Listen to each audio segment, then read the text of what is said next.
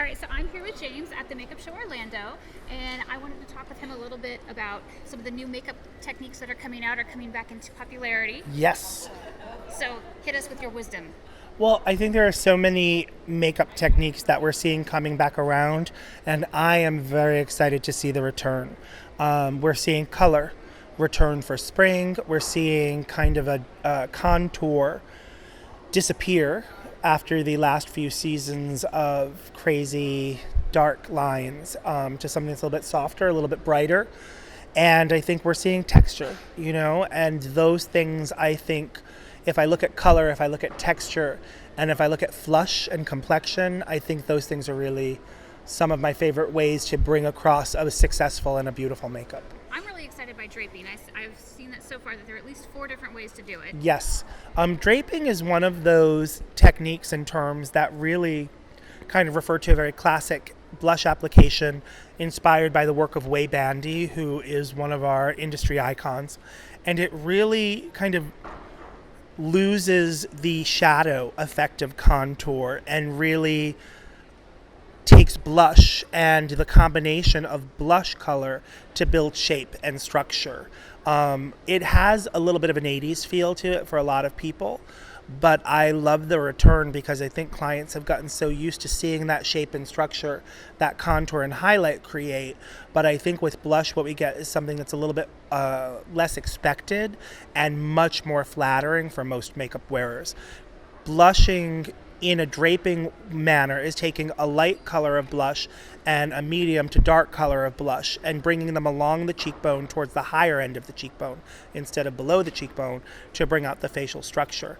My favorite way to make draping work for any client, from the lightest to the darkest skin, from the youngest to the oldest makeup wearer, is to combine color. Francois Nars says it does not matter which color you use as long as you put them in the right place, and I agree.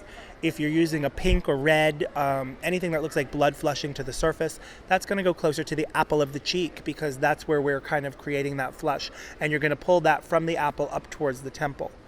Peaches, oranges, corals, anything with heat to it, that's going to go to the higher point of the cheekbone.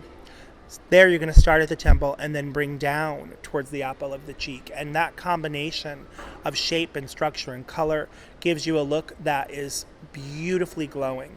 If you want to make it more wearable, my little trick, I take a bit of my foundation that's left on the brush or your blender and bring it right over it so that flush looks like it's coming below the cheekbone. We're also combining that drape or that blush with a highlight or a glow, but the highlight is not that shimmery gray silver sparkle we've been seeing for the last few seasons. It's something that feels a little more natural or has a bit of warmth to it. Much more flattering. So tell us a little bit about the non-touring. Non-touring is really kind of what I've just described. It's taking away the shadow of contour and looking at the light. Contour happens when we have a juxtaposition of light against dark, and I think with the advent of reality TV and Instagram, people started kind of drawing these dark lines on their face without realizing that the reason we do that is to imitate and create natural shadow, and that's what gives us our shape. What we're doing now is getting rid of that dark, getting rid of that deep and that cut, and we're going to the opposite side of the cheekbone. So instead of going to the bottom, we're going to the top.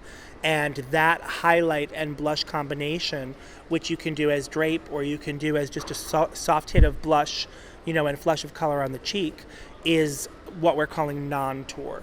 It's an escape from those heavy, hard lines that have been kind of a favorite on social media. And it's a softer structure that I think, again, is much more flattering because it is more universal. Thank you so much. Thank you.